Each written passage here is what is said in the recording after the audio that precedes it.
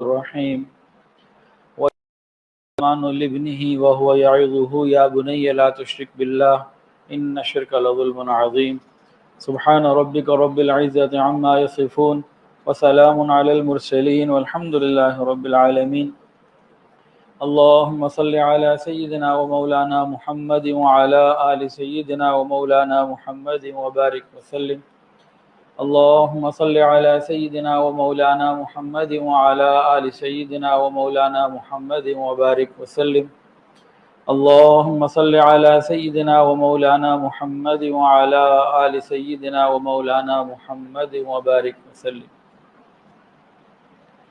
آج تقریباً تمام والدین اولاد کی تربیت کے حوالے سے نہایت فکرمند ہیں، پریشان ہیں،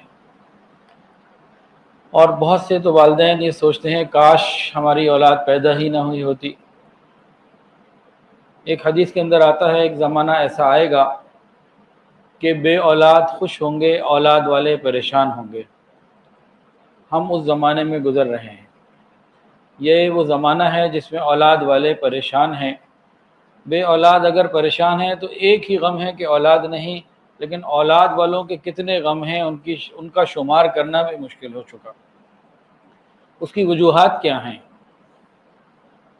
اس کی وجوہات اللہ رب العزت کی تعلیمات کو چھوڑ دینا ہے، رسول اللہ صلی اللہ علیہ وسلم کے طریقے کو چھوڑ دینا ہے، ہماری جو اپنی مشرقی روایات، ہماری اقدار، ہمارے خاندانوں کی اور ہمارے معاشرے کی جو روایات، خوبصورت روایات تھیں، ان سب کا چھوڑ دینا ہے، پیسے کے پیچھے پڑ جانا اور لگ جانا۔ تو آج ہم تربیت اولاد کے حوالے سے قرآن مجید کی سورہ لقمان کا جو دوسرا رکوع ہے اس کے اوپر انشاءاللہ العزیز کچھ بات کریں گے۔ مختلف تفاسیر میں دیکھ کے کچھ پوائنٹس نوٹ کیے ہیں، اس کو انشاءاللہ تعالی ذکر کریں گے۔ ایک بات اور بھی سمجھنے کی ہے، یہ جتنے آج نکات بتائے جائیں گے سورہ لقمان سے، یہ سارے کے سارے قرآن کے ہیں اور یہ وحی کے ذریعے ہمیں علم ہوا۔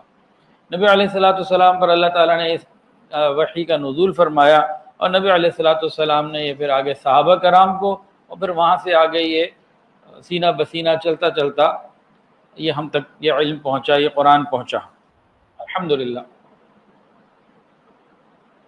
وحی کا علم ایک تو قطعی ہوتا ہے، یقینی ہوتا ہے، کامل ہوتا ہے۔ اس میں یہ نہیں ہوتا کہ شاید یہ بات ٹھیک ہو، شاید نہ ہو، اس میں غلطی کا کوئی امکان نہیں رہتا۔ وحی کے علم میں غلطی کا کوئی امکان نہیں، قطعی ہے اور صحیح ہے، یقینی ہے، حتمی ہے، بالکل فائنل بات ہوتی ہے۔ دوسری بات یہ ہے کہ دنیا کا کوئی بھی قانون یا اولاد کی تربیت کے اصول ہی کو ہم سمجھ لیں کہ تربیت اولاد کے اصول بنائیں یا دنیا کے اندر حکومت چلانے کے اصول بنائیں، کسی بھی قسم کے کاروبار کے، معاشرت کے، جب دنیا کے لوگ کوئی اصول بناتے ہیں نا تو وہ بہت ساری چیزوں کے ساتھ ہوتے ہیں۔ مثال کے طور پر ایک آدمی حکومت میں آیا، قانون بنا رہا ہے، وہ کیا کہتے ہیں زمیندار ہے، اب وہ کیا کرے گا؟ اس قانون کے اندر اس کے زمیندارے کا رنگ آئے گا، اس کا جو بیک گراؤنڈ ہے، اس کی زندگی کا پس منظر وہ جھلکے گا۔ ایک قانون کوئی بنا رہا ہے، سیاست میں آیا، حکومت میں آیا، اور وہ بزنس مین ہے، وہ اس حوالے سے چلے گا، سائنسدان ہوگا اس حوالے سے چلے گا، علماء کرام ہوں گے اس حوالے سے چلیں گے۔ یعنی ہر شخص جو اپنی اس کی ذات ہے، اس کا پس منظر ہے، اس کا اثر اس پہ رہے گا۔ اس کے ساتھ اور کیا رہے گا؟ اس کی پسند ناپسند کا بھی تعلق آئے گا، اس کے دوست اور دشمن کا بھی اثر رہے گا، دشمنوں کے لیے سختی کرے گا، اپنوں کے لیے نرمی کرے گا۔ تو کہیں نہ کہیں کسی نہ کسی طرح اس کے پاس ایسے معاملات ہوں گے جو ایک ہی وقت میں وہ قانون ساری دنیا کے لیے ممکن نہیں ہوگا، ہمیشہ کے لیے ممکن نہیں ہوگا۔ 150 سال بعد لوگ جو آئیں گے اس پہ کہیں گے اب یہ قابل عمل نہیں رہا، تو بہت ساری باتیں۔ لیکن اللہ رب العزت جب کوئی قانون بناتے ہیں، جب کوئی بات بتاتے ہیں، کوئی حکم عطا فرماتے ہیں، کوئی کام کرنے کا کہتے ہیں، تو اللہ تعالیٰ کی نہ کسی سے دوستی ہے، نہ اللہ تعالیٰ کو کوئی متاثر کر سکتا ہے، نہ کوئی اللہ تعالیٰ کی مجبوری ہے دنیا میں قانون بنانے لگتے ہیں نا تو بعض دفعہ مجبوریوں کی وجہ سے، جیسے ہمارے پاکستان کے اندر کوئی قانون بنے تو بیرونی دباؤ کی وجہ سے کئی قانون کو ہم نہیں بنا پاتے. کئی چیزیں ایسی ہیں. ابھی پرسوں حضرت شیخ الاسلام مفتی تقی عثمانی صاحب نے جو پریس کانفرنس کی ہے اس میں وضاحت سے بتایا کہ مدارس کے لیے ہمارے مقامی لوگ ایک دفعہ تیار تو ہو گئے قانون سازی کے لیے، لیکن کچھ ایسے معاملات ہوئے تو نہیں چل سکا. تو اللہ تعالیٰ تو مجبور بھی نہیں ہے. پھر اللہ رب العزت ہر چیز سے بالا تر ہو کے سب کے ساتھ یکساں معاملہ رکھتے ہوئے حکم نازل فرماتے ہیں، ترتیب بتاتے ہیں، طریقہ بتاتے ہیں. اور وہ بالخصوص قرآن مجید کے اندر جو بات بتائی گئی وہ نبی علیہ الصلوۃ والسلام کے مبارک دور سے لے کے آج تک اور آج سے لے کے قیامت تک ہر دور، ہر زمانے، ہر نسل، ہر علاقے کے لوگوں کے لیے ہے. تو یہ کون سے اصول ہیں؟ یہ یونیورسل جو ہے نا، یونیورسل لا ہے تربیت اولاد کے بارے میں. تو کچھ باتیں انشاءاللہ میں عرض کرتا ہوں. تاہم والدین کو چاہیے کہ سورہ لقمان کا دوسرا رکوع ترجمے کے ساتھ، تشریح کے ساتھ بار بار پڑھتے رہا کریں. جتنا پڑھیں گے، غور و فکر کریں گے، چیزیں آئیں گی. تو ہم شروع کرتے ہیں. وَلَقَدْ آتَيْنَا لُقْمَانَ الْحِكْمَةَ أَنِ اشْكُرْ لِلَّهِ. اللہ تعالیٰ فرماتے ہیں کہ ہم نے حضرت لقمان علیہ السلام کو حکمت عطا کی اور کہا کہ اللہ کا شکر ادا کرو. اور آگے اللہ فرما دیا اللہ تعالیٰ نے وَمَن يَشْكُرْ فَإِنَّمَا يَشْكُرُ لِنَفْسِهِ، کہ بھئی جو اللہ کا شکر ادا کرتا ہے وہ اپنے لیے کرتا ہے، اس کا اپنا ہی فائدہ ہے. وَمَن كَفَرَ فَإِنَّ اللَّهَ غَنِيٌّ حَمِيدٌ.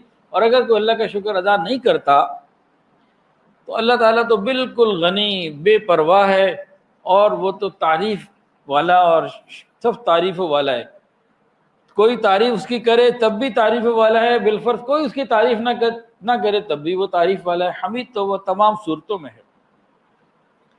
اب اس آیت میں، اس رکوع کی اس پہلی آیت میں حضرت لقمان علیہ السلام کا ذکر کیا گیا جو والد ہیں، یعنی وہ والدین جو اپنی اولاد کی تربیت کرنا چاہتے ہیں اور ان کا سکھ اور خوشیاں چاہتے ہیں.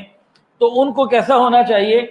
ان کو حکمت اختیار کرنی چاہیے اور ان کو اللہ تعالیٰ کا شکر گزار ہونا چاہیے. شادی ہو گئی، اس پہ شکر، اللہ تعالیٰ نے اولاد عطا فرمائی، اس پہ اللہ کا شکر. تو والدین کو حکمت کے ساتھ، شکر گزاری کے جذبات کے ساتھ یہ کام کرنا چاہیے. آگے کیا ہے؟ وَإِذْ قَالَ لُقْمَانُ لِابْنِهِ وَهُوَ يَعِظُهُ يَا بُنَيَّ لَا تُشْرِكْ بِاللَّهِ إِنَّ الشِّرْكَ لَظُلْمٌ عَظِيمٌ. حضرت لقمان علیہ السلام نے اپنے بیٹے سے کہا نصیحت کرتے ہوئے، وَهُوَ يَعِظُهُ، نصیحت کی. تو والدین کے اندر حکمت بھی ہو، شکر گزاری کا جذبہ بھی ہو، اور اولاد کو نصیحت کرنے کا جذبہ بھی ہو. مختلف موقعوں پہ مختلف انداز سے حکمت کے ساتھ اچھے وقت میں اولاد کو نصیحت کرنے کا جذبہ بھی ہو. یہ والدین کی اپنی ذمہ داری ہے، بالخصوص والد کی. یہاں ذکر والد کا ہے. حضرت لقمان علیہ السلام والد ہیں، تو آج کل کے والد کی ذمہ داری ہے کہ وہ حکمت کے ساتھ شکر گزاری کے جذبے کو اپنے اندر رکھتے ہوئے اپنے اولاد کی تربیت کرے اور اس کو اچھی باتیں سمجھائے.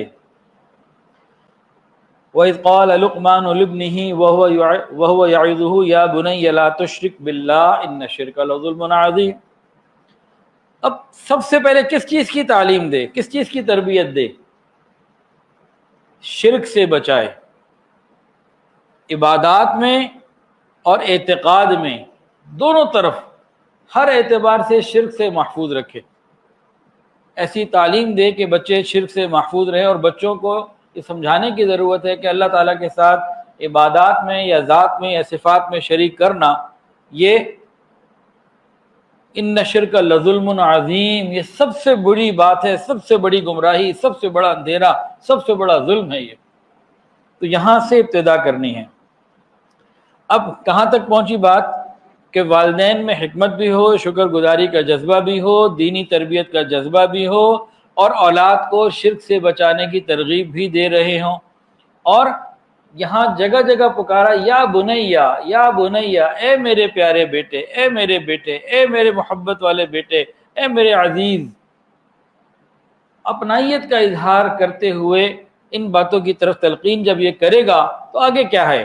اس سے اگلی آیت میں اللہ تعالیٰ فرماتے ہیں وَوَصَّيْنَا الْإِنسَانَ بِوَالِدَيْهِ۔ پہلے کیا ذکر ہو رہا ہے کہ حضرت لقمان علیہ السلام اپنی اولاد کو تربیت کا مرحلہ شروع کر چکے، ان کو اپنی پوری زندگی کا نچوڑ بتا رہے، تو درمیان میں اللہ تعالیٰ نے حضرت لقمان علیہ السلام کی بات کو روکا اس آیت میں۔ اس کے بعد دوبارہ حضرت لقمان علیہ السلام کی بات کو پھر سے شروع کریں گے آگے جا کے۔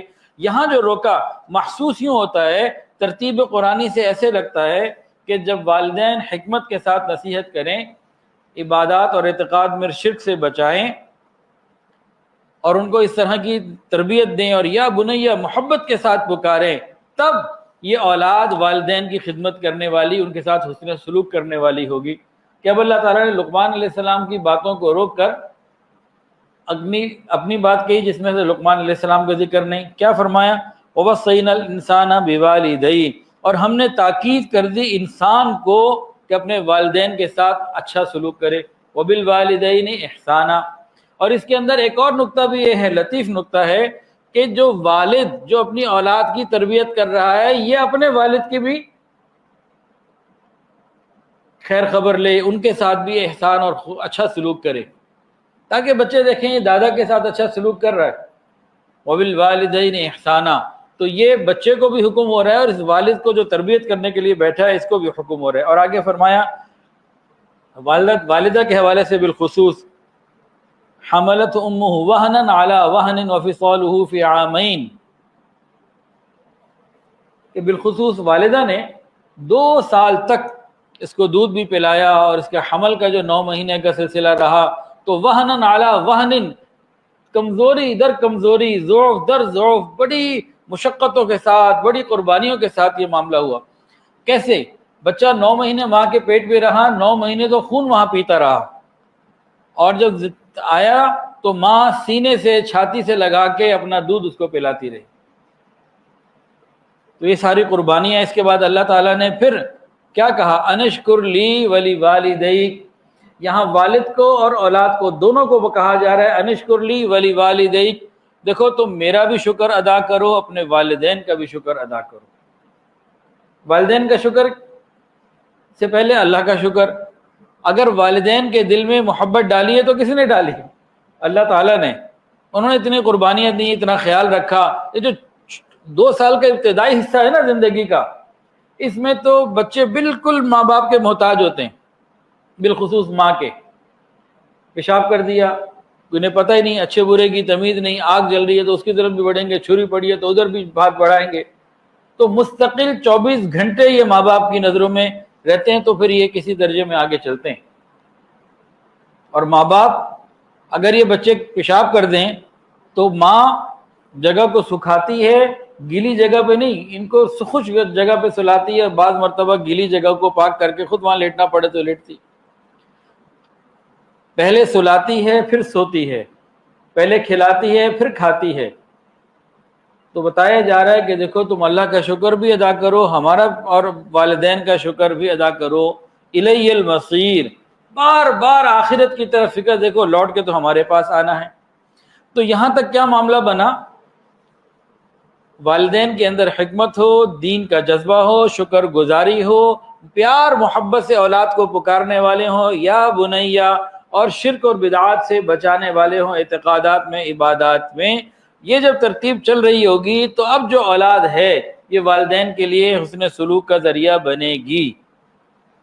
اچھا جی، اب آگے فرمایا کہ دیکھو تم خود بھی اللہ کا شکر ادا کرو اور اپنے والدین کا بھی شکر ادا کرو۔ اولاد کو بھی کہا کہ بھئی اپنے والد کا شکر ادا کرو، والدین کا، اور اللہ کا شکر بھی ادا کرو۔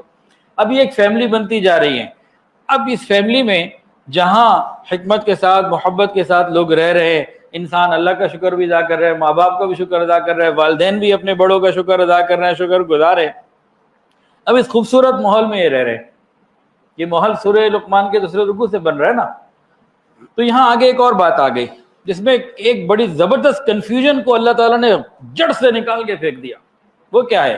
وَإِن جَاهَدَاكَ عَلَىٰ أَن تُشْرِكَ بِي مَا لَيْسَ لَكَ بِهِ عِلْمٌ فَلَا تُطِعْهُمَا، کیا ہے؟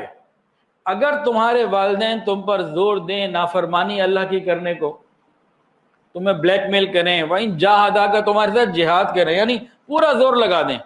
مثال کے طور پر ماں بچی کو کہے پردہ مت کرو، یا لڑکے کو کہا جائے تم داڑھی مت رکھو، یا کسی بھی قسم کی اللہ رب العزت کی نافرمانی، تو بعض مرتبہ اولاد یہ سوچتی ہے کہ والدین کا حکم ماننا تو ضروری. اب والدین کہہ رہے ہیں داڑھی کٹواؤ، تو والد کا حکم ماننا تو عبادت ہے، تو داڑھی کٹوانا تو میں والد کے حکم کی وجہ سے کر رہا ہوں تو عبادت ہو جائے گا یا ضروری ہو جائے گا. چلو اسی طرح میاں بیوی کے معاملے میں کئی مرتبہ خاوند کہتا ہے جی پردہ مت کرو، یا کوئی اور ایسی بات. تو یہاں کیا ہوا؟ یہاں یہ بتا رہا ہے کہ دیکھو جب اللہ تعالیٰ اور والدین کے درمیان اس قسم کا معاملہ نوبت یہاں آ جائے کہ یہاں ایک ٹکراؤ کی کیفیت، کانفلکٹ کی کیفیت یا ایک ایسی کیفیت بن گئی، تو اب کیا کرنا ہے؟ اللہ تعالیٰ نے خالصتاً فیصلہ کھلا کھلا دے دیا. صرف ترجمہ بھی کو پڑھ لے تو سمجھ میں آتی ہے. فلا تطعہما، اب تم نے اپنے والدین کی یہ والی بات نہیں ماننی جس میں وہ اللہ تعالیٰ کی نافرمانی کا کہیں. حدیث کے اندر آتا ہے نا لا طاعت المخلوق فی معصیت الخالق او کما قال علیہ الصلوۃ والسلام، کہ مخلوق کی اطاعت، یعنی اولاد کے لیے ماں باپ کی، چھوٹوں کے لیے اپنے امیر کی، بڑے کی، سربراہ کی، بیوی کے لیے خاوند کی اطاعت اللہ رب العزت کی نافرمانی میں بالکل جائز نہیں. والدین کی فرمانبرداری کا حکم کس نے دیا؟ خود اللہ تعالیٰ نے. بڑا مقام عطا کیا، لیکن یہ نہیں کہا کہ ان کا مقام میرے سے بھی بڑھ گیا خدا نخواستہ. تو جب اگر والدین یوں کہیں وَإِن جَاهَدَاكَ عَلَىٰ أَن تُشْرِكَ بِي مَا لَيْسَ لَكَ بِهِ عِلْمٌ فَلَا تُطِعْهُمَا، اگر وہ شرک ایک گناہ بتایا ہے، شرک، اگر اس کو اور حساب سے دیکھا جائے تو أَرَأَيْتَ مَنِ اتَّخَذَ إِلَٰهَهُ هَوَىٰ، خواہشات نفس کے پیچھے پڑنا یہ بھی اس میں شامل ہے کہ جب بھی یہ والدین اگر نافرمانی کا کہیں اللہ اور اس کے رسول کی، تب ان کی بات نہیں ماننی. اچھا یہاں بات آ گئی، ایک فیملی اچھا رہ رہی تھی، ایک دوسرے کا خیال تھا، سب کچھ تھا، اب ٹکراؤ کی کیفیت آ گئی تو حکم آ گیا نہیں خبردار یہ والی بات نہیں ماننی. تو اب کیا کریں؟ اسلام اتنا خوبصورت ہے، اعتدال ہے، ہر چیز کو اس کے وزن پر الگ الگ رکھ کے دیکھتا ہے. یہ نہیں کہ کسی بات کے اوپر کسی سے غصہ آیا یا منع کیا تو ٹوٹل ہر چیز کی نفی نہ. آگے کیا ہے سنیں، فرمایا وَصَاحِبْهُمَا فِي الدُّنْيَا مَعْرُوفًا، دیکھو اگر وہ مشرک بھی ہوں اور وہ تمہیں گناہ کا کہہ بھی رہے ہوں، وہ کچھ بھی ہوں، جیسے بھی ہوں، بہرحال تمہارے والدین ہیں، تمہیں خیال کرنا ہے دنیا کے اندر بہترین معروف طریقے سے رہو. گویا اللہ کی نافرمانی تو نہ کرو، لیکن ان کا کام خیال کوئی چیز ہے جو تم کر سکتے ہو کرتے رہو. ہمارے یہاں کیا ہوتا ہے، ایک چیز میں غصہ آیا تو بس پھر ہر چیز فارغ ہو جاتی ہے. نہیں، غصے کو اپنی جگہ پہ، اس معاملے کو اپنی جگہ پہ رکھتے ہوئے باقی چیزوں کو ختم نہیں کرنا، ایک چیز کو دوسری چیز سے متاثر نہیں ہونے دینا، یہ وزن اور یہ سکھایا گیا. اگلی جو بات ہے نا بہت ہی عجیب ہے، وہ کیا ہے؟ وَاتَّبِعْ سَبِيلَ مَنْ أَنَابَ إِلَيَّ، وَاتَّبِعْ سَبِيلَ مَنْ أَنَابَ إِلَيَّ. یہاں پر یہ بتایا جا رہا ہے کہ والدین کے ساتھ حسن سلوک تو کرنا ہے، اتباع انبیاء کی کرنی ہے یا انبیاء کے وارثین علماء کی کرنی ہے. پورے قرآن میں کہیں والدین کی اتباع کا حکم نہیں ہے، والدین کے ساتھ حسن سلوک کا حکم ہے، خیر خواہی کا حکم ہے. ہاں والدین اگر اس مرتبے اور مقام کے ہیں جن کی اتباع کا حکم ہے تو پھر اس وجہ سے ہوگا. وَاتَّبِعْ سَبِيلَ مَنْ أَنَابَ إِلَيَّ، اس میں قرآن مجید میں کیا فرمایا کہ تم ان لوگوں کی اتباع کرو جو میرے راستے پہ چل چکے.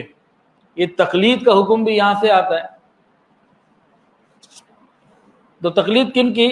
انبیاء کرام کی اور ان کے وارثین کی. تو ہمیں یہاں یہ چاہیے کہ اولاد کا تعلق نیک لوگوں سے، علماء سے، مشائخ سے کروائیں. اور آگے کیا فرمایا؟ ثم الی مرجعکم فانبئکم بما کنتم تعملون، ارے تم نے سب نے لوٹ کے میرے پاس آنا ہے، ہم بتائیں گے تم کیا کرتے رہے. یعنی تربیت اولاد کے ضمن میں بار بار کیا آ رہا ہے، الیہ المصیر، مرجعکم، آنا تو میرے پاس ہی ہے نا، آگے بھی اسی طرح سے آنا تو میرے پاس ہی ہے۔ تو اولاد کے اندر اللہ تعالیٰ کے ہاں حضوری کا ایک احساس کہ اللہ کے ہاں پہنچنا ہے۔ اگلی آیت میں 5ویں آیت ہے یہ، اس میں اللہ تعالیٰ کی قدرت کو اور قوت کو ظاہر کیا گیا کہ اولاد کے اندر اللہ تعالیٰ کی عظمت، قدرت اور قوت، ان چیزوں کا احساس لے کر آؤ، اور اعمال کو اللہ ہر طرح سے لے کے۔ اس آیت میں کیا فرمایا اللہ تعالیٰ نے، یا بنی انہا ان تک مثقال حبۃ من خردل فتکن فی صخرۃ او فی السماوات او فی الارض یأتی بها اللہ ان اللہ لطیف خبیر۔ بتایا جا رہا ہے کہ رائی کے یا بنیا، اے میرے پیارے بیٹے، یہ گھر میں بچے کے اندر احساس پیدا کیا جا رہا ہے کہ بیٹا رائی کے دانے کے برابر نیکی کرو گے یا رائی کے دانے کے برابر بھی کوئی گمراہی کرو گے، گناہ کرو گے، اگرچہ وہ کسی بڑی چٹان پتھر کے درمیان میں جا کے کرو، جیسے کوئی غار ہو گئی، یا آسمانوں میں جا کے کرو۔ آج چلے جاتے ہیں اوزون سے آگے بھی خلا میں چلے جاتے ہیں اور وہ کہتے ہیں ہم چاند پہ جا رہے ہیں اور آگے جا رہے ہیں، یا زمین کے اندر نیچے چلے جاتے ہو، سمندروں کی تہہ میں چلے جاتے ہو، 4 کلومیٹر 3 کلومیٹر جانے کی کوشش کرتے ہو، یا زمین میں نیچے سے نیچے جانے کی کوشش کرتے ہو، یا اور کوئی اس کی صورت بن جائے، تو چٹان کے پہاڑوں کے اندر ہو یا آسمانوں کی بے بہا دوری اور بلندی، یا زمین کی تہوں کے اندر ہو، اللہ تعالیٰ اس کو لے آئے گا۔ اللہ تعالیٰ ہر چیز کا جاننے والا ہے۔ اگر تم چھپ کے کوئی گناہ کرتے ہو، کسی سے میسج کرتے ہو، رابطہ کرتے ہو، ملاقات کرتے ہو، یہ سب اللہ لے آئے گا۔ جب چھوٹے بچوں کے دلوں کے اندر اس بات کا احساس پیدا کر دیا جائے میں جہاں ہوں مجھے اللہ دیکھ رہا ہے، تو بہت سارے گناہوں سے وہ بچ جاتے ہیں۔ اور آگے مزید احکامات بتائے تربیت کے لیے۔ اگلی آیت میں جو 6ٹھی آیت ہے، کیا فرمایا، یا بنیا، اے میرے پیارے بیٹے، بار بار یا بنیا یا بنیا، اے پیارے بیٹے، اقیم الصلاۃ، نماز کو قائم کرو۔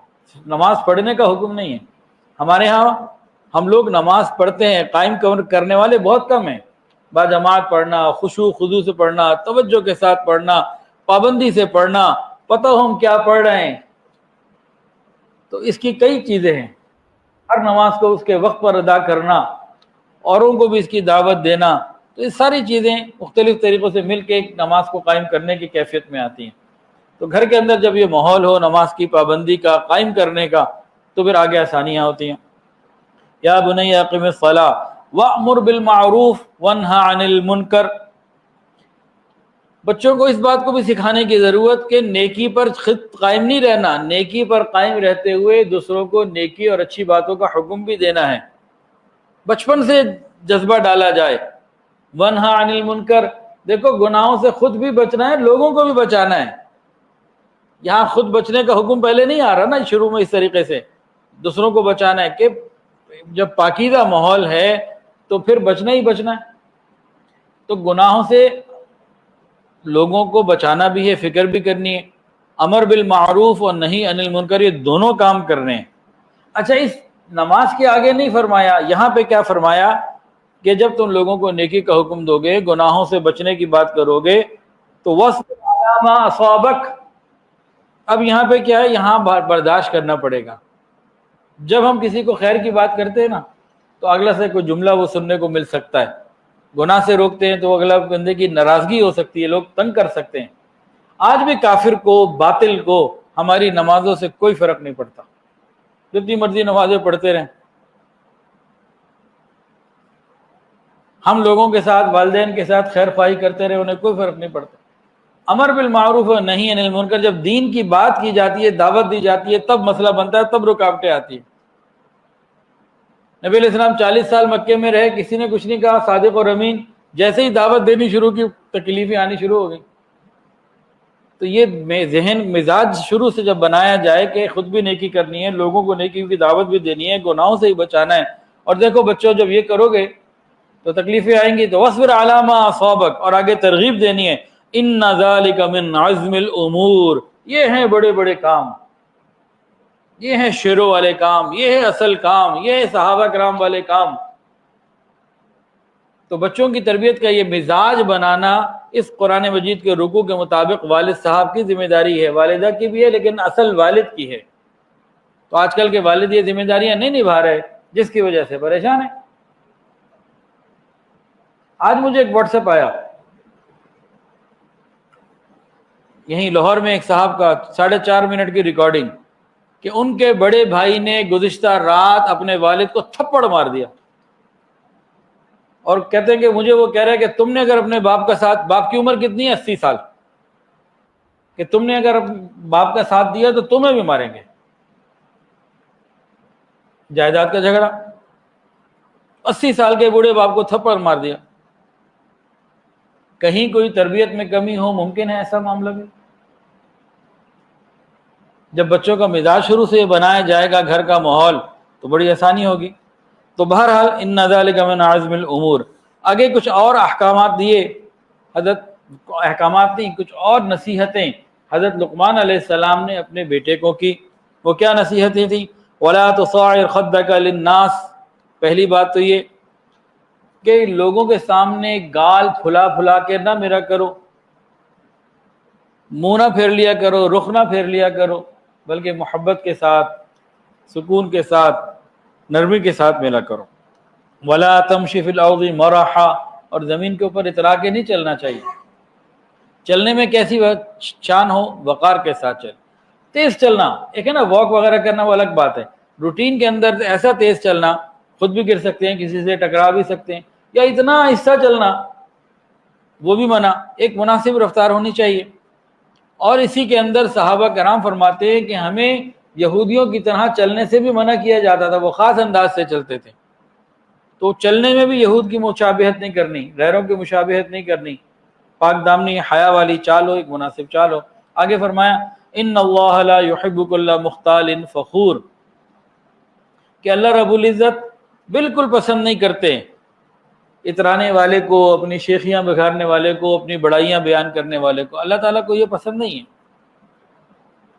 تو یہ بچوں کو سمجھایا جا رہا ہے کہ تم نے اپنی شیخیاں نہیں بگاڑنی، اور یہ سب کچھ اللہ تعالیٰ کو پسند نہیں ہے۔ شروع سے ہی اللہ کی محبت کا کانسیپٹ اندر ڈال دیا جائے، دیکھو بیٹا یہ کرو گے، یہ اللہ کو پسند نہیں ہے، یہ اللہ تعالیٰ کو پسند نہیں ہے۔ اولاد کی آنکھوں کے سامنے، ماں باپ کی آنکھوں کے سامنے اولاد ہر وقت نہیں رہ سکتی، لیکن اللہ تعالیٰ کے سامنے ہر وقت ہے۔ جب ماں باپ اولاد کے اندر یہ خیال پیدا کر دیں گے کہ اللہ ہمیں دیکھ رہا ہے، ہر وقت دیکھ رہا ہے، اور یہ خیال ہو کہ بھئی یہ کام ہمیں اس لیے نہیں کرنا کہ اللہ تعالیٰ کو پسند نہیں، تو یہ احساس اس کو دنیا میں ہر جگہ گناہوں سے محفوظ رکھے گا۔ ان اللہ لا یحب کل مختال فخور۔ آخری آیت میں اس رکوع کی 2 حکم اور دیے، اور دو حکم دیے، ایک مثال دی، 2 نصیحتیں کی اور ایک مثال دی۔ 2 نصیحتیں کون سی ہیں جو لقمان علیہ السلام نے اس آخری آیت میں کی؟ وَاقْصِدْ فِي مَشِيكَ وَاغْضُضْ مِنْ صَوْتِكَ، اور مثال کون سی ہے؟ إِنَّ أَنْكَرَ الْأَصْوَاتِ لَصَوْتُ الْحَمِيرِ، یہ مثال ہے۔ وَاقْصِدْ فِي مَشِيكَ، کہ اپنی چال کے اندر نرمی پیدا کرو، اعتدال کے ساتھ چلنا۔ وَاقْصِدْ فِي مَشِيكَ، بیچ کی چال چلنا۔ زندگی کے ہر معاملے میں، ہر جگہ، ہر مقام پر کوئی فیصلہ کرنا ہو، کوئی کام کرنا ہو، ہر چیز میں درمیانی اور اعتدال کی راہ، میانہ روی۔ وَالَّذِينَ إِذَا أَنفَقُوا لَمْ يُسْرِفُوا وَلَمْ يَقْتُرُوا وَكَانَ بَيْنَ ذَلِكَ قَوَامًا، 19ویں سے بارے میں، کہ تربیت اولاد کے باب میں والدین خرچ کرنا چاہیں، ان کو لگژریز دینا چاہیں، فیسلٹیز دینا چاہیں، جبکہ والدین کے بعد خوب ہو، تب کیا حکم ہے؟ اعتدال کی چال، درمیانی۔ بہت زیادہ کر دیں گے اولاد ناشکری ہو جائے گی۔ جب اولاد کی ہر جائز اور ناجائز بات مان لی جائے تو اولاد سیدھی سیدھی ناشکری ہو جاتی۔ تو درمیان کی چال، یہ بچوں کو سمجھانا چاہیے۔ وَاغْضُضْ مِنْ صَوْتِكَ، بچوں کو بتایا جائے آہستہ آواز سے، نرمی سے بات کرنی ہے، چیخ کر، چلا کر، غصے سے بات نہیں کرنی۔ یہ سب تربیت اولاد کے وہ اصول ہیں جو حضرت لقمان علیہ السلام نے اپنی اولاد کو کیے، اپنے بیٹے کو کیے، اور اللہ تعالیٰ نے اس کو نقل فرمایا۔ اور اس آخری آیت میں مثال بھی ہے، مثالیں پہلے بھی تھیں، یہاں بھی ہے۔ وَاقْصِدْ فِي مَشِيكَ وَاغْضُضْ مِنْ صَوْتِكَ، بیٹا بیچ کی چال، اعتدال کی، میانہ روی کی چال اختیار کرو، اپنی آواز کو نیچے رکھا کرو، ان انکر الاصوات لصوت الحمیر. اگر بات ہے نا بڑی آواز کی تو بہت بڑی آواز تو پھر گدھے کی ہوتی ہے، لیکن بڑی بری آواز ہے. تو اس پورے رکوع کے اندر اسلوب کیا مل رہا کہ نرمی سے، پیار سے، محبت سے والدین بالخصوص والد اپنی ذمہ داریوں کو نبھائے. آج کا والد عام طور سے اپنی ذمہ داریوں کو نہیں نبھا رہا. سب کچھ ماں پہ ڈالا ہوتا ہے کہ جی تم کرو، بچے میرے ہیں، تربیت تم نے کرنی ہے، میں نے نہیں کرنی، میرے پاس ٹائم ہی نہیں. تو یہ چیز بالکل مناسب نہیں. اب حضرت لقمان علیہ السلام کی یہ حکمت بھری باتیں ہم نے سن لی تربیت اولاد کے حوالے سے. تو حضرت لقمان علیہ السلام نبی نہیں ہیں. جمہور قول کے مطابق حضرت لقمان علیہ السلام نبی نہیں ہیں اور اللہ تعالیٰ کے ولی ہیں. حکمت اللہ نے عطا فرمائی تھی. ایک مرتبہ لقمان علیہ السلام لوگوں میں بیٹھے بات کر رہے تھے اور بہت بڑا مجمع تھا، لوگ ان کی باتیں سن رہے تھے. تو گزرا سامنے سے، کہا تم وہی نہیں ہو جو جنگلوں میں بکریاں چراتے تھے، غلام سے تھے، کیا تھے، آج تمہیں مقام کیسے مل گیا؟ تو حضرت لقمان علیہ السلام نے فرمایا تمہیں بھی مل سکتا ہے. تو حضرت لقمان علیہ السلام نے 10 ایسی باتیں بتائیں. فرمایا کہ اگر تم ان کو اختیار کر لو تو جو حکمت مجھے ملی اللہ اس میں سے تمہیں بھی حصہ عطا فرما دے گا. تو یہ حکمت بہت بڑی نعمت ہے. جس کو حکمت مل گئی اس کو بڑی نعمت مل گئی. اللہ تعالیٰ کی بہت بڑی بڑی نعمتوں میں سے ایک بڑی نعمت کیا ہے؟ حکمت. اللہ جسے چاہتا ہے عطا فرما دیتا ہے. تو کسی نے پوچھا لقمان علیہ السلام سے آپ کو جو حکمت ملی کیسے مل گئی، یہ کیا ہو گیا؟ فرمایا کہ تجھے بھی مل سکتی ہے بھائی. تو کچھ پوائنٹس بتائے. فرمایا کہ تم ان کو اختیار کر لو، میں یہ کرتا رہا، اللہ نے مجھے دے دی، تم کرو، تمہیں بھی تمہارے مرتبے اور مقام کے مطابق مل جائے گی. ہر بندے کا اپنا ایک الگ مرتبہ، ایک مقام ہے، تو اس کے مطابق ہم کوشش کریں گے تو ہمیں بھی مل جائے گی. تو وہ 10 کام ایسے ہیں جن 10 کاموں نے حضرت لقمان علیہ السلام کو حکیم بنایا، حکمت عطا کروائی. اگر ہم کریں گے تو ہم بھی کر لیں گے. وہ کون سے 10 کام ہیں؟ پہلا کام نگاہوں کو جھکانا. ہم تو یہیں فیل، ہم تو یہیں پہ فیل. حکمت کدھر سے ملے گی؟ ہاں جن کو چاہیے ہمت کریں. نگاہوں کو کس سے جھکانا؟ غیر محرم سامنے آ جائے نگاہیں جھکانی، دوسروں کے مال سے جھکانی، دوسروں کو عیوب سے جھکانی، اپنی خوبیوں سے ہٹانی. صرف غیر محرم نہیں، حکمت چاہیے نا بڑی زبردست چیز، تو پھر سارے اس کا پروٹوکول SOPs پورے کرنے پڑیں گے. نگاہوں کو جھکانا. دوسری بات زبان کو بند رکھنا. کیا مطلب؟ غیر ضروری باتیں نہیں کرنی، جھوٹ سے، غیبت سے بچنا، زبان کو بند رکھنا. تیسری بات حلال روزی پر قناعت کرنا، حرام سے بچنا یعنی. چوتھی بات اپنی شرمگاہ کی حفاظت کرنا. پانچویں بات سچائی پر قائم رہنا. سچ بولنا نہیں ہے یہاں فرمایا، سچائی پر قائم رہنا. سچ بولنا بھی ہے اور پھر قائم بھی رہنا ہے. کوئی بھی پریشانی ہے بس سچ پہ قائم رہنا ہے. اگلی بات عہد کو، وعدے کو پورا کرنا. جو وعدہ کرو وہ نبھانا. مہمان کا اکرام کرنا. ساتویں بات کیا ہے؟ مہمان کا اکرام کرنا. آٹھویں بات پڑوسی کا خیال کرنا، اس کی حفاظت کرنا. پڑوسی کی حفاظت، پڑوسی کا خیال، پڑوسی کا اکرام، ان کی آٹھویں بات. نویں بات فضول کاموں کو، غیر ضروری کاموں کو چھوڑ دینا. اور 10ویں بات غیر ضروری کلام بھی چھوڑ دینا. تو یہ 10 باتیں ہیں، انسان اگر اس کو اختیار کرے گا تو حضرت لقمان علیہ السلام فرماتے ہیں کہ اللہ تعالیٰ اسے بھی حکمت عطا فرمائیں گے.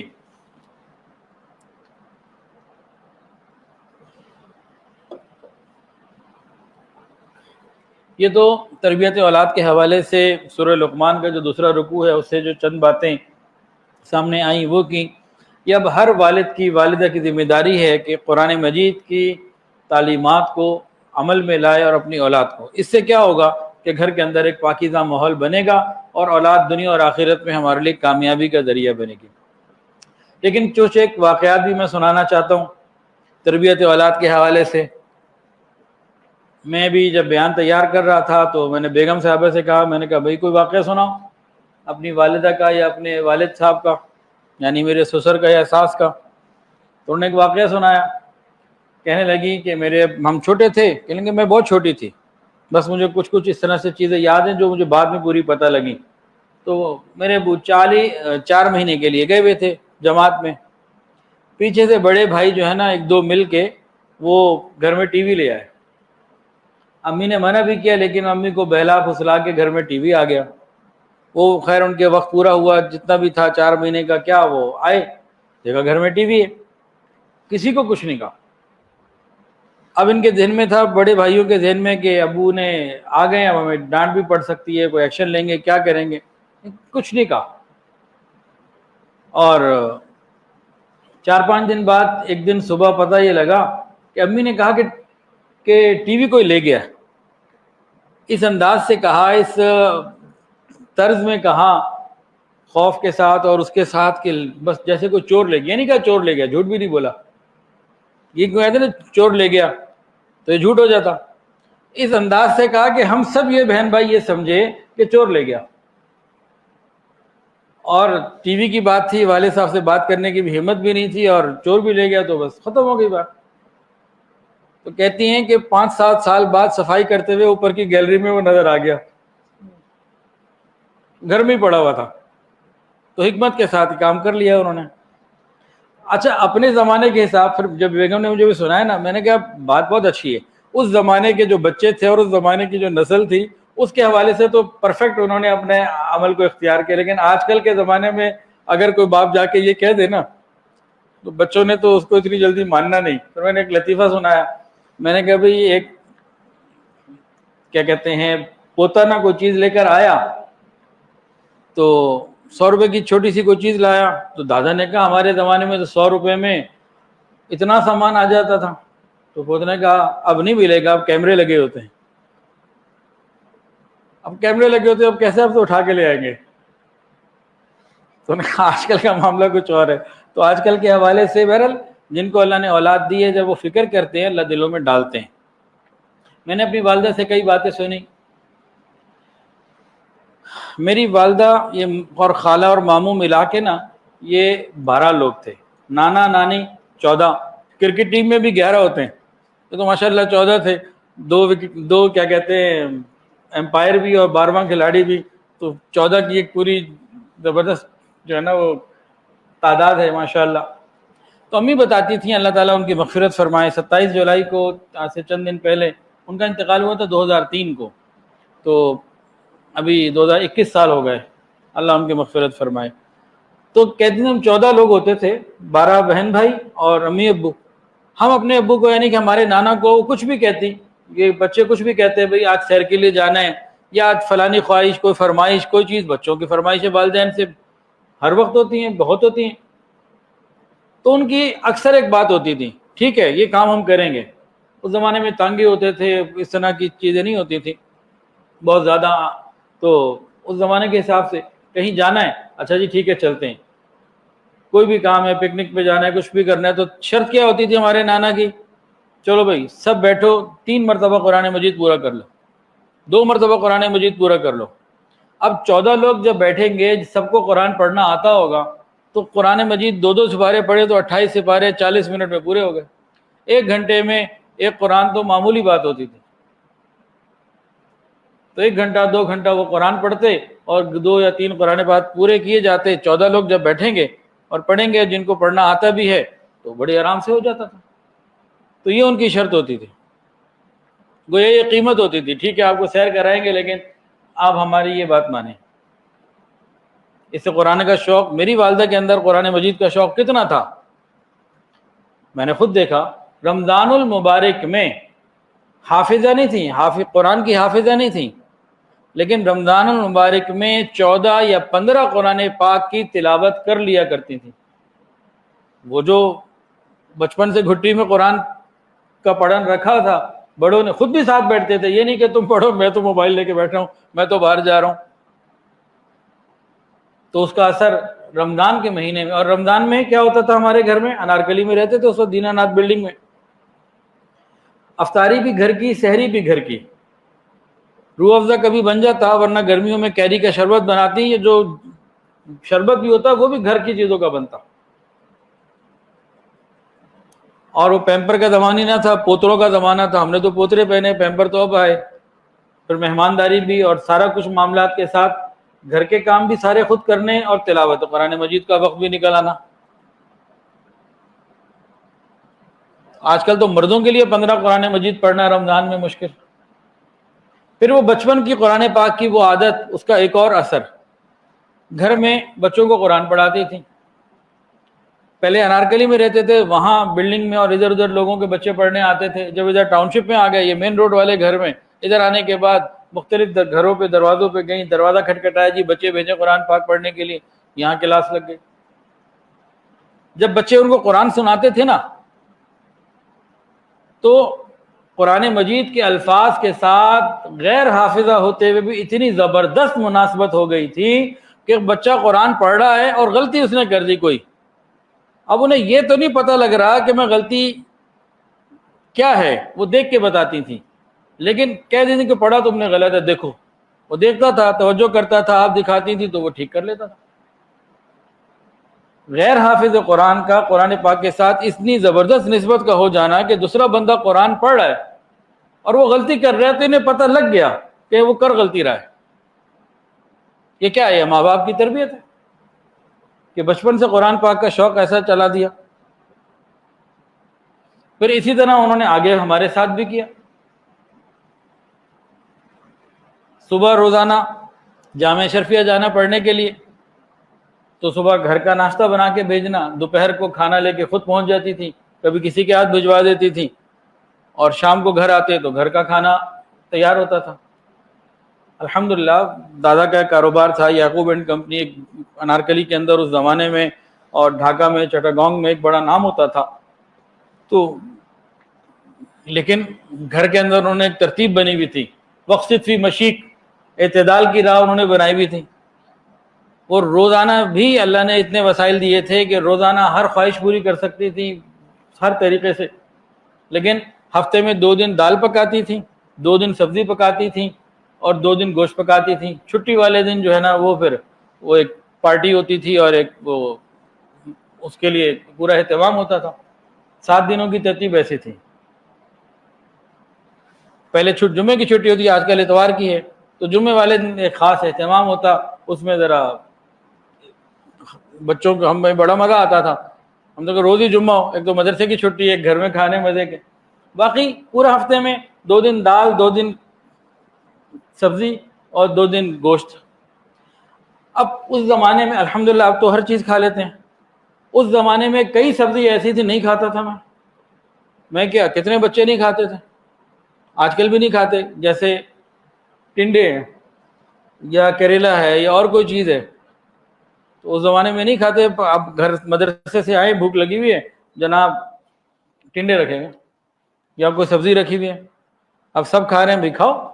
میں نے کہا جی میں نے تو نہیں کھانا. بھائی آپ نے کیوں نہیں کھانا؟ بھائی میں کھا رہی ہوں، آپ کے ابو بھی کھا رہے ہیں، سب کھا رہے ہیں، تو آپ کو کیا مسئلہ؟ کہ نہیں میں نے تو نہیں کھانا. ٹھیک ہے بس کوئی بات نہیں، مت کھاؤ، کوئی بات. اب اٹھ کے چلے گئے، فریج وریج دیکھا، کوئی داؤ لگ گیا، کوئی چیز مل گئی تو کھا لی، نہیں تو پھر نہیں پسند آئی یا نہیں تھی تو نہیں کھائی. اب اگلے وقت میں جب آئے تو پھر وہی، تیسرے وقت میں پھر وہی کھاؤ. اور کبھی کبھی کیا ہوتا، جب یہ ہوتا نا کہ کچھ ایسی چیز بنی ہم نہیں کھا رہے، تو کسی وقت جو ہے نا اسی وقت انڈے کو لے کے اس کا خوگینہ بناتی. بس وہ انڈے کو لیا اور فرائی پان میں ڈال کے اس کو نہ آملیٹ نہ ہاف فرائی، وہ خوگینہ بنا کے رکھ دیتی. اس میں چند منٹوں میں تیار کر لیتی تھی. ماشاءاللہ اسپیڈ بڑی تھی اور ذائقہ بڑا اچھا تھا، تو کبھی وہ دے دیتی. مطلب یہ بتانے کا یہ ہے کہ کھانے کی کوئی ایسی چیز ہے جو دل نہیں کر رہا، جو نہیں کھانی، تو کبھی خواہش پوری کر دی، کچھ اور دے دیا، اور کبھی کہا نہیں کیوں نہیں کھانی، کھانی ہے، جب سب کھا رہے ہیں تم بھی کھاؤ. بندہ کتنی بھوک برداشت کرے گا؟ تو کچھ نہ کچھ زہر مار کرنے کے طور پہ لے لیتے. چلو کیا کریں ہم. آج کل کی مائیں ایسا کہاں کرتی ہیں. کئی گھر ہیں سبزیاں نہیں بنتی. کیوں نہیں بنتی؟ کہ بچے کھاتے نہیں. نہ بھائی آپ نے کھلانے کی کتنی کوشش کی، حکمت سے، نرمی سے، کوئی نہ کوئی. اچھا بازار کے کھانے ہمارے یہاں نہیں ہوتے تھے، ہر چیز گھر کے کھانے کی، ہر چیز گھر کی. بڑا غصہ آتا تھا بعض مرتبہ، کیا ہو گیا بھائی، اب کبھی ہم کہیں جی ہم نے نہاری کھانی ہے، گھر میں پکے گی. اچھا جی پائے کھانے تو گھر میں پک جائیں گے. کوئی اور چیز کھانی ہے تو اب تو میں خیر چائنیز نہیں کھاتا، اس زمانے میں چائنیز کا بھی شوق تھا، وہ بھی گھر میں پکے گا. اور پھر غصہ آتا باربیکیو تو بازار سے ہی آئے گا، میں وہ گھر میں کیسے بنے گا. تو کہتے اچھا ٹھہر جاؤ، مہینے 2 مہینے بعد 4 مہینے بعد پھر اہتمام کرتی تو باربیکیو بھی گھر میں بنا دے. کہ بازار کے کھانوں سے بچنا. صرف چھٹی والے دن، جمعے والے دن اتنی اجازت ہوتی تھی فجر میں، صبح کے ناشتے میں، کہ وہ انارکلی میں تلوال والی مسجد کے آگے وہ امام دین یا کیا نام تھا اس کا، پوڑی والا، آٹے کی پوڑی وہ آتی تھی،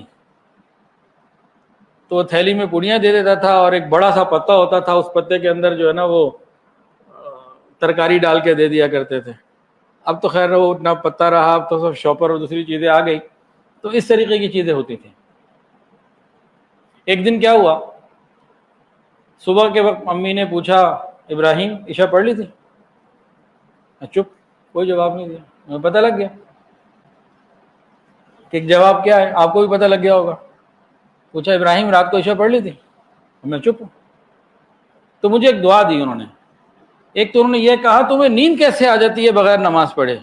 مجھے تو یہ سمجھ میں نہیں آ رہی کہ مسلمان ہو، نماز جو ہے وہ نہ پڑھے اور اس کو نیند آ جائے، یہ کیسے ہو سکتے ہے؟ مجھے سمجھ میں نہیں آتی تمہاری بات. اور پھر دعا دی کہ اللہ کرے کہ نماز پڑھے بغیر تمہیں نیند ہی نہ آیا کرے.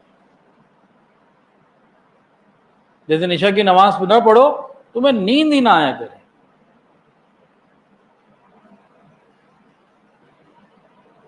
تو اس طرح کی اور کئی باتیں بھی ہیں. اور والد صاحب اس زمانے میں 15 سال کا تھا تقریباً، قرآن مجید حفظ کر لیا، اور میٹرک کی تیاری اور چیزیں چل رہی تھیں، تو دادا دکان پہ لے گئے ہال روڈ پہ. پہلے اس زمانے میں جاپان الیکٹرانکس نام تھا، جس کا نام نیشنل الیکٹرانکس، دکان پہ لے گئے، اور پھر باقی پڑھائی وہیں پہ ہوئی. تو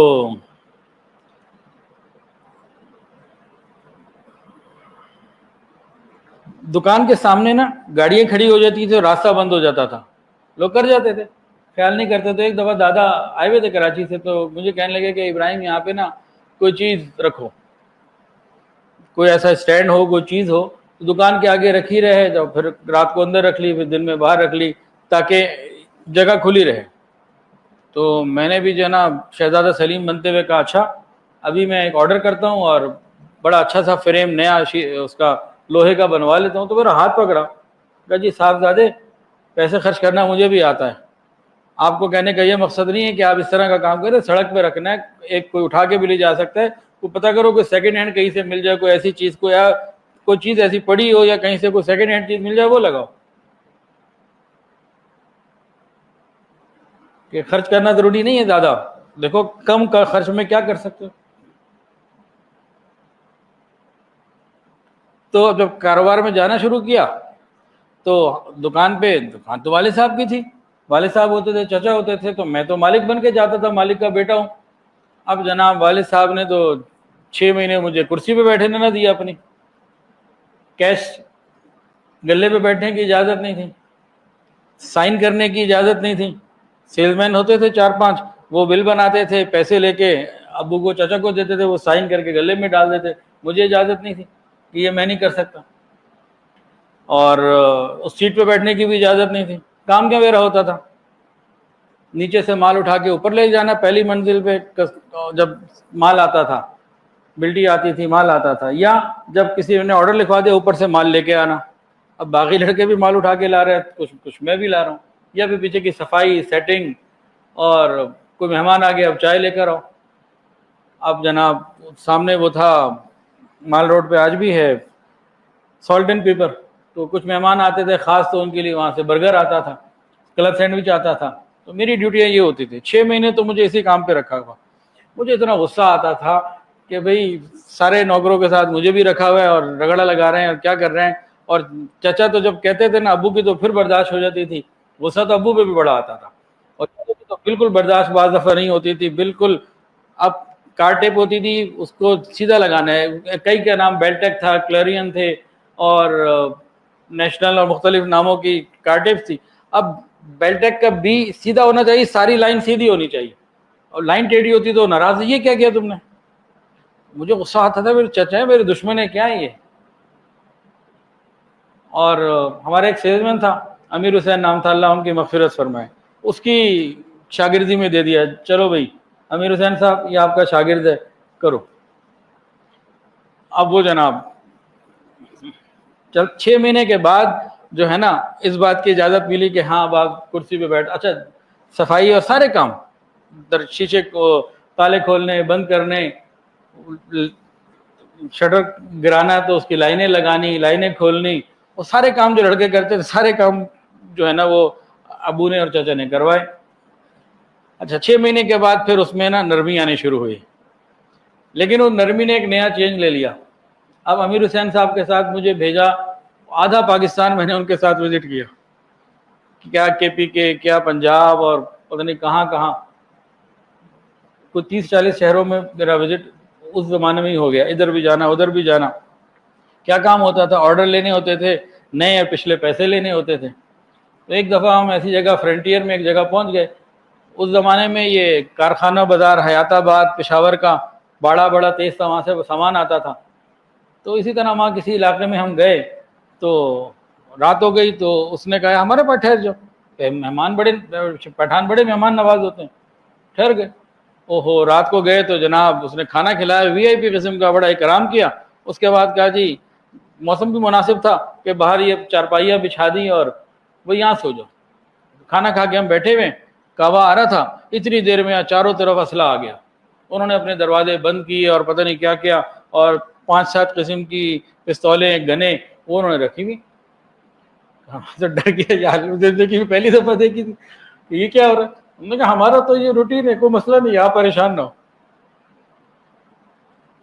تو وہاں ساری رات ڈرتے ہوئے گزاری, اور یہ والے لطیفے بھی تو سنے ہوئے تھے نا.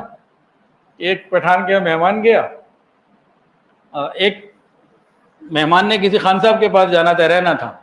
جب وہ وہاں پہنچے تو وہ نہیں ملے, تو دوسرے نے کہا یار میرے پاس رہ جاؤ. تو دوسرے کے گھر میں مہمان ہو گئے. اب جس کے گھر جانا تھا وہ بعد میں آئے تو پتہ لگا میرا مہمان ادھر چلا گیا.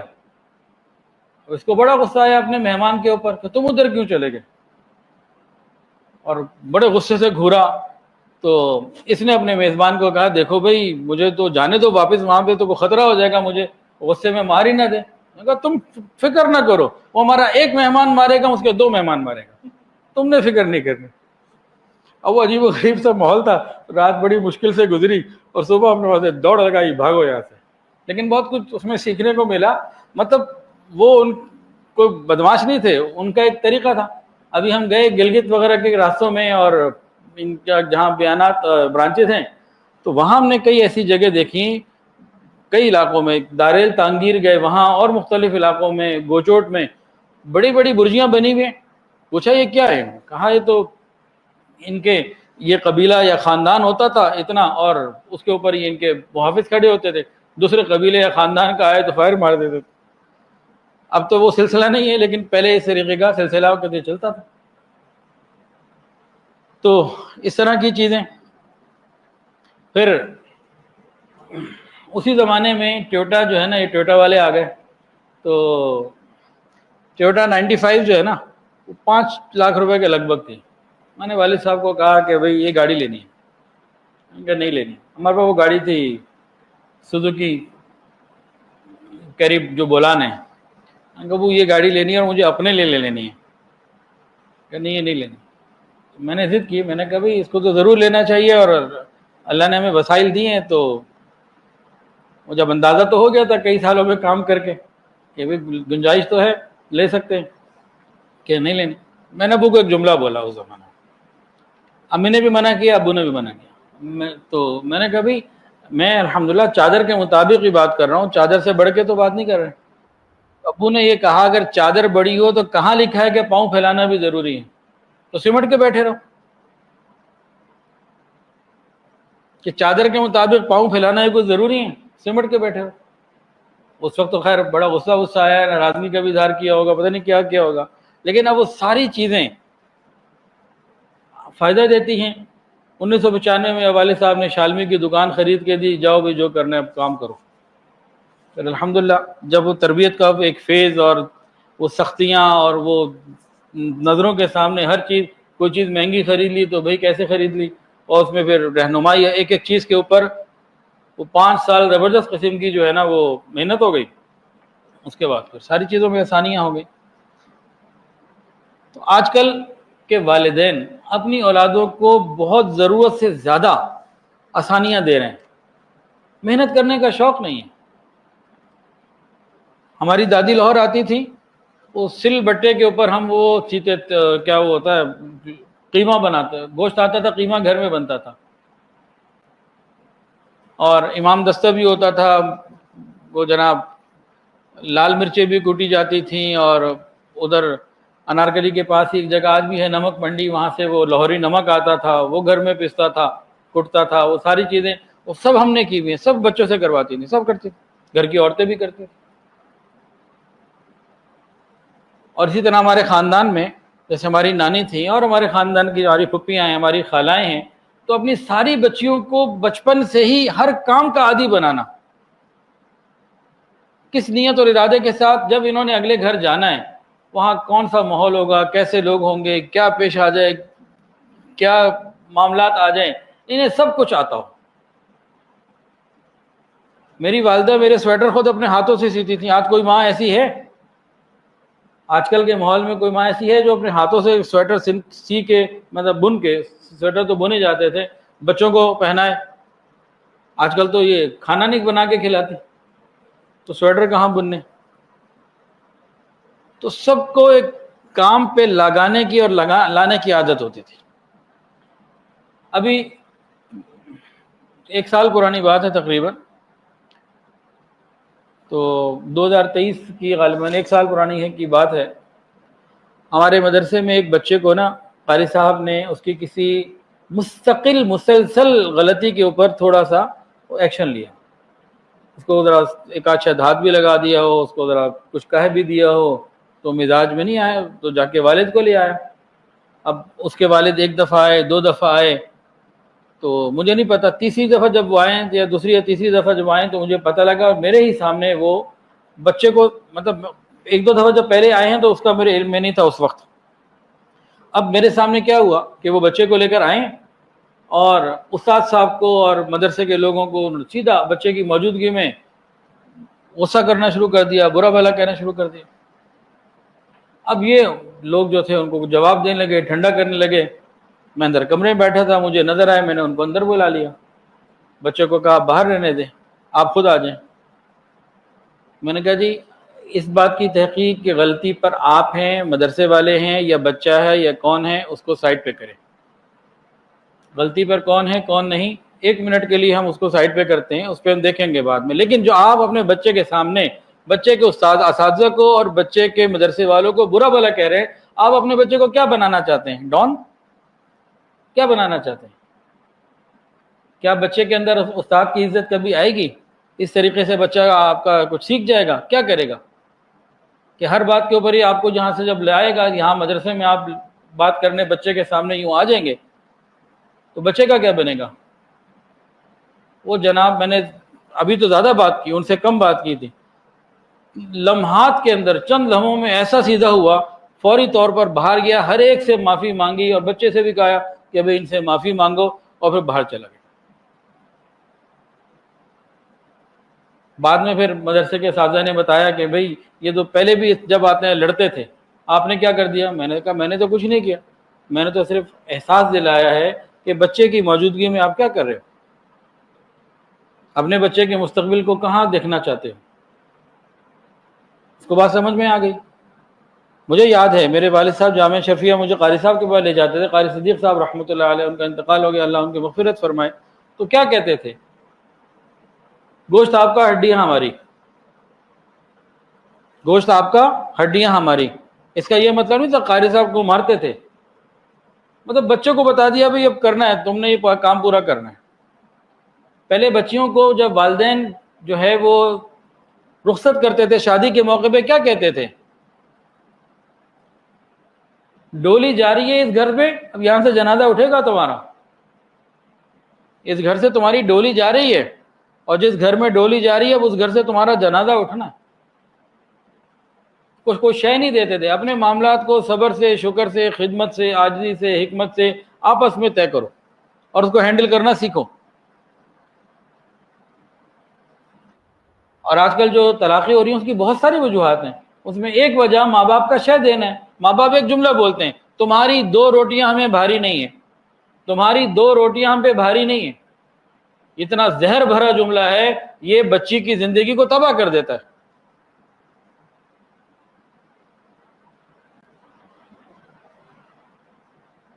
اب کوئی یوں کہے جی پہلے کے ماں باپ کو اولاد سے محبت نہیں تھی، تو یہ بات تو غلط ہے، لیکن ان کے رویے نے یہ کیا کہ بچیاں گھر جا کے آباد ہو جاتی تھی۔ اور آج کل اس طرح کی شے دینے سے خلا اور طلاق کی ریشو تو کسی کھاتے گنتی میں نہیں آ رہی، بڑھتی چلی جا رہی ہے۔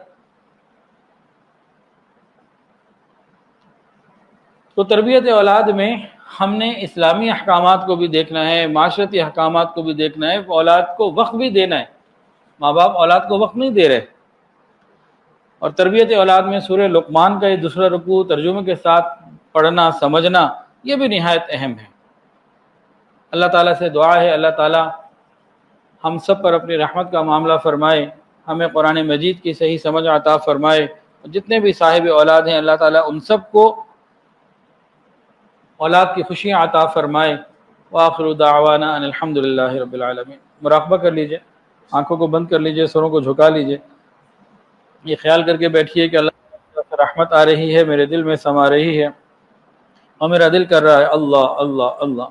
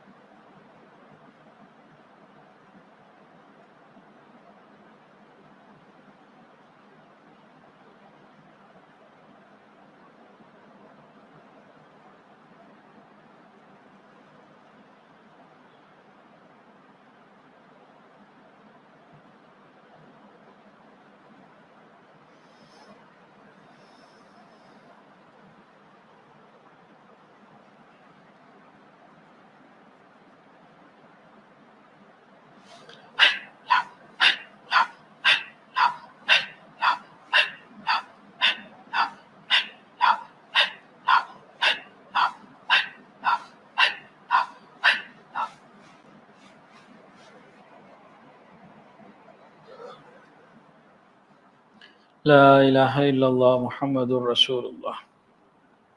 دعا سے پہلے ایک وظیفہ بھی سن لیجئے۔ یہ وظیفہ سیدنا یعقوب علیہ الصلوۃ والسلام کی نسبت سے ہے۔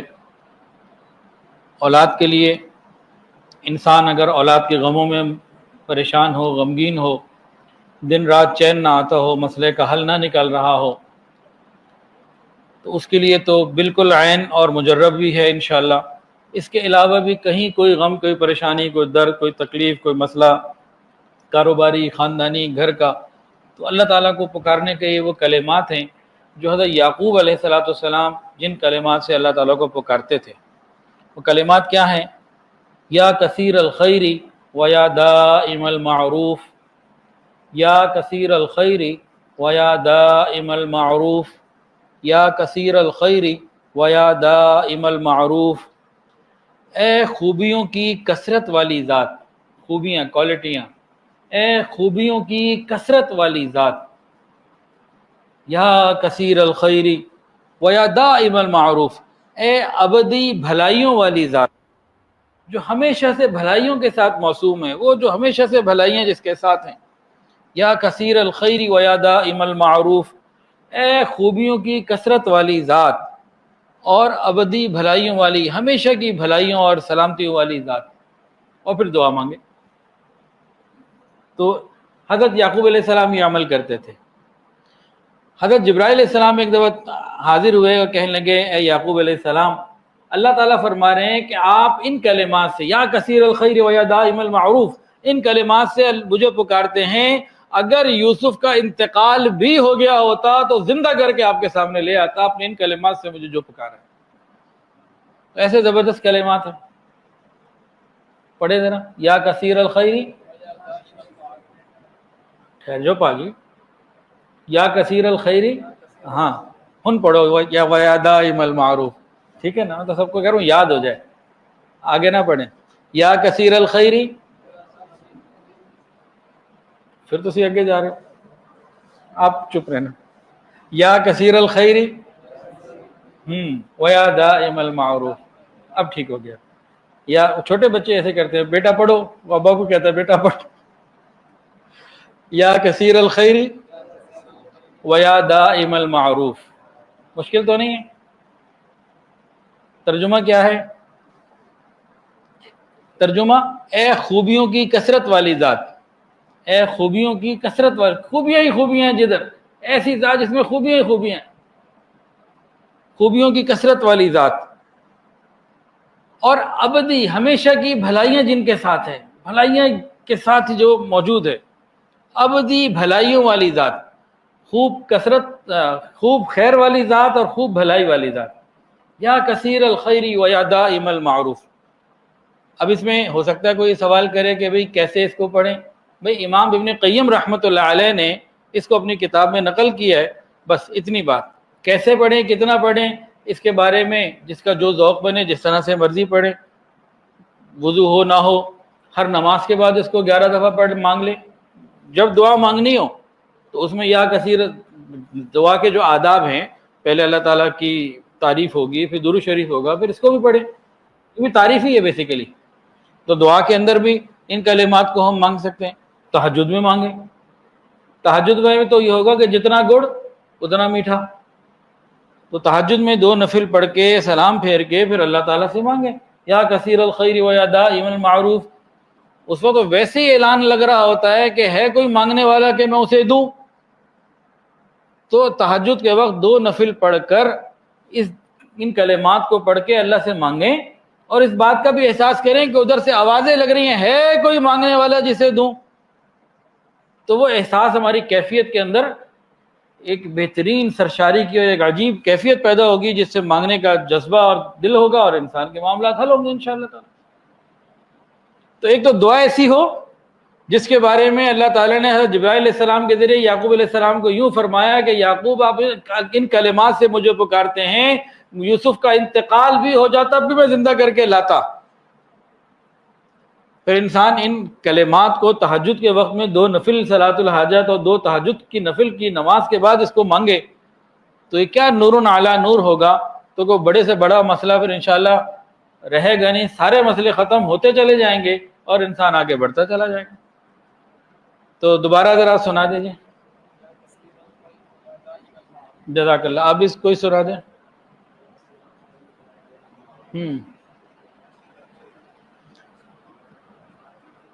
دائم المعروف. چلے ماشاء اللہ یاد ہو گیا. یا کثیر الخیر و یا دائم المعروف. بھائی جان جب آپ اس کا کلپ بنائیں تو یہ لکھ لیجئے گا، ترجمہ اور عربی بھی، ورنہ جب آپ لوگ کلپ وائرل کرتے ہیں تو مجھے میسیج آنے شروع ہو جاتے ہیں، پڑھ پڑھ کے سنائیں، لکھ لکھ کے سنائیں. تو یہ کام آپ پورا کیا کریں. الحمدللہ رب العالمین وصلی اللہ علی النبی الامی الکریم. ربنا ظلمنا انفسنا وان لم تغفر لنا وترحمنا لنکونن من الخاسرین. یا اللہ ہم سب کے تمام صغیرہ کبیرہ اگلے پچھلے ظاہری باطنی گناہوں کو معاف فرما، ہمیں اپنے انتہائی مقبول بندوں میں شامل فرما. یا کثیر الخیر و یا دائم المعروف. یا کثیر الخیر و یا دائم المعروف. یا کثیر الخیر و یا دائم المعروف.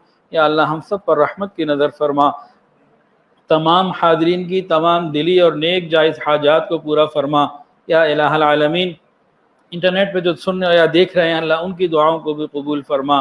یا اللہ پوری امت کی حفاظت فرما، فلسطین کے مسلمانوں کی مدد فرما. اسماعیل ہانی آج شہید ہو گئے، اللہ ان کے درجات کو بلند فرما. یا اللہ بیت المقدس کی حفاظت فرما. یا الہ العالمین پوری امت کی حفاظت فرما. یا اللہ ہم سب کو انتہائی مقبول بندوں میں شامل فرما. جتنی زندگی ہے ایمان صحت عافیت والی عطا فرما. جب موت کا وقت آئے ہماری زبانوں سے کلمہ جاری فرما دینا. اے اللہ ہماری دعاؤں کو قبول فرما. یا الہ العالمین ہم سب کو رزق حلال آسان فراخ اور بابرکت عطا فرما، حرام اور مشتبہ سے محفوظ فرما. وصلی اللہ تعالی علی خیر خلقہ سیدنا و مولانا محمد وعلی آلہ واصحابہ واہل بیتہ اجمعین. آمین آمین یا رب العالمین. آمین برحمتک یا